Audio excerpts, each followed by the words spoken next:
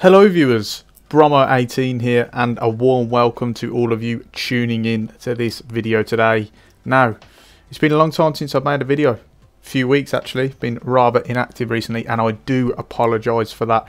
And reasons being, sort of falls into a couple of channel updates really, and that is that, last time I was here and around, we was doing an England career mode save. The series was going well, to be fair, but then my plan was always to keep that going, because we'd obviously gone to the 2018 World Cup, we'd finished that, and if you haven't watched that yet, I would highly advise you go and watch that now. It was a lot of fun, there was a lot of highs and lows in that, and it was really exciting, so I will leave a card around about here in the top right corner of the screen. But yeah, we sort of finished the World Cup campaign, and then my plan was to go straight into the Euro 2020 qualifiers, but I sort of felt, well, with the World Cup on the horizon, it seems like a natural resolution to this. So I'm not going to tell you what happened, but be sure to go and check that out. Meanwhile, as you will have seen at the start of the video, there is a new series coming, and I want you to be sure to subscribe to the channel and look out for that when that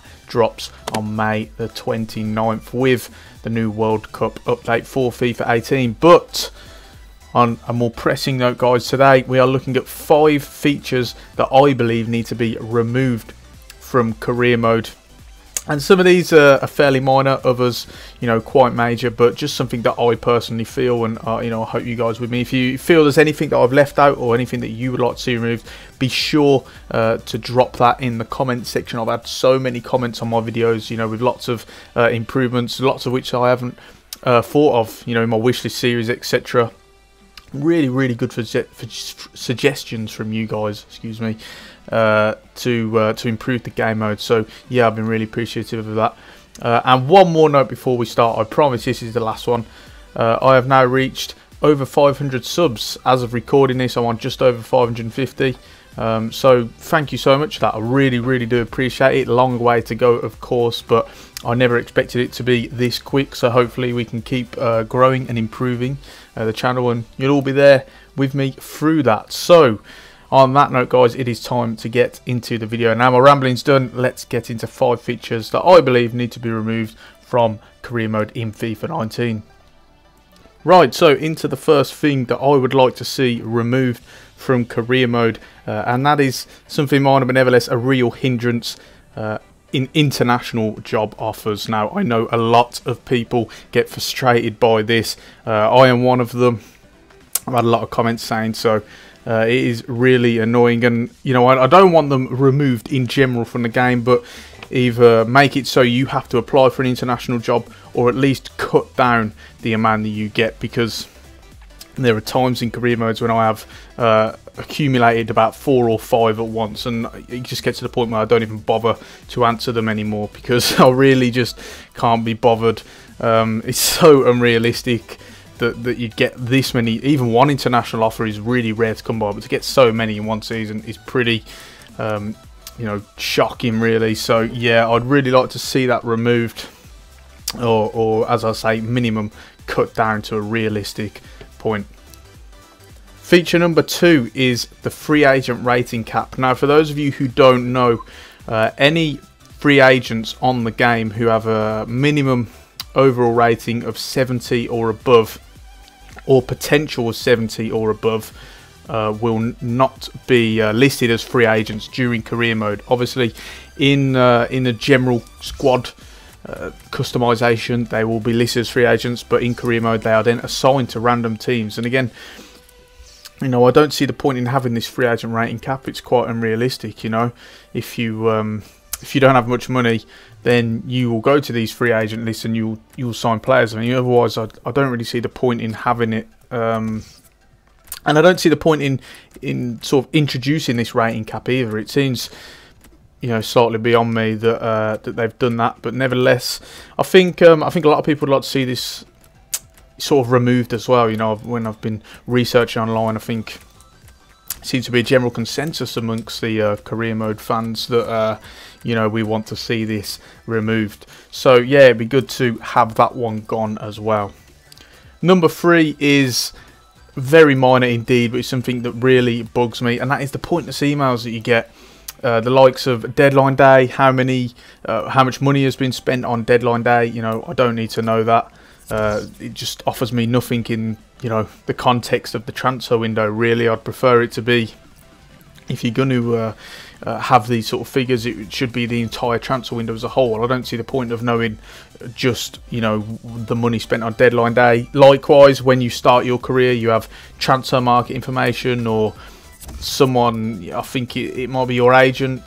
I'll double check that. You'll get something on your screen now anyway, which will you know, show what it is. But talking about, you know, international offers, club offers, etc., it just seems rather pointless.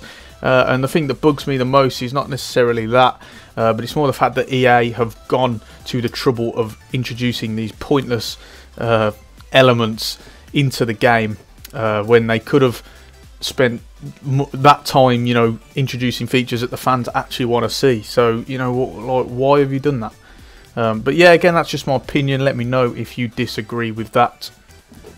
Number 4 is a rather major feature, and that is the global transfer network. Now, I have warmed to it over the last couple of years. When it was first introduced, I was firmly against it. I know a lot of people felt the same.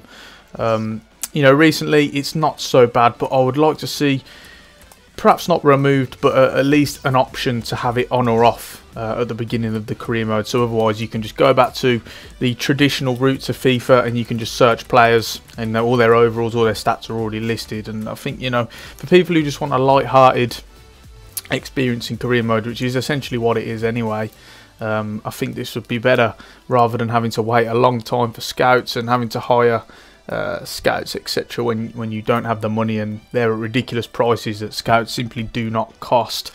So yeah, I think minimum an option at the start of a career mode would be good to see that added. And last but not least, we have the transfer hub. Now, this was introduced, this version of FIFA, in FIFA 18. And for me, I find it slightly pointless. I'd like to see it return back to the roots of how it was before, in terms of just having the shortlist there. When you find a player on the global transfer network, you can't actually bid for them. You have to start, you know, adding them to shortlist and then go back into the transfer hub and muddling through everything. And that to me is really frustrating. Slightly minor, but again, I just don't see why EA have gone to the trouble of adding these features, and no one was asking for, and that, you know, they add no depth to the game. They're just more of a hindrance. I'd rather just bid for the player there and then, and not have to go through all of the shenanigans. So you know, if we could, I'd like to see us return back. And, you know, I know these suggestions I have probably won't be introduced, but it's nice to get it out there anyway. And that sort of rounds off the 5 features, really. Just something I felt, you know, a bit more light-hearted than usual, not as much depth. Wanted to get it out there, really. So if you've made it through this far, then guys, thank you so much for watching. Like I say, do let me know if there's anything you feel I've missed out that you would like to see removed from the game, etc. I make sure I read and reply to every single comment, so you know, I really do appreciate that. Be sure to subscribe to the channel and be ready for May the 29th when my new series drops. And on that note, guys, I have been Brom18, and I will see you next time.